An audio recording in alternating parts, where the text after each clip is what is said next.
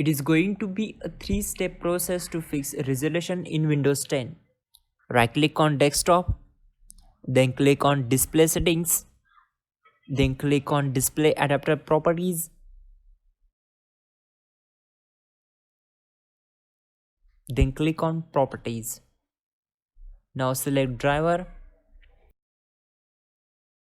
click on update drivers, select this option.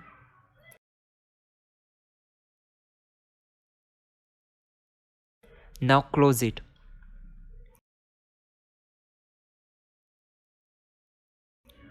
Now go to any web browser, then search for your graphics driver. I'm using NVIDIA,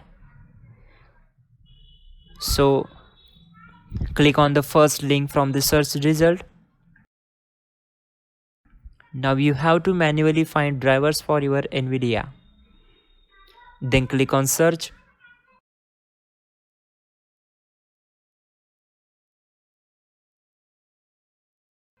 And then click on download and install them manually with step by step. After all, in the last step, go to start, right click on it, select device manager, expand display adapters, right click on drivers and update your drivers. That's it guys, your problem will solved. You're good to go.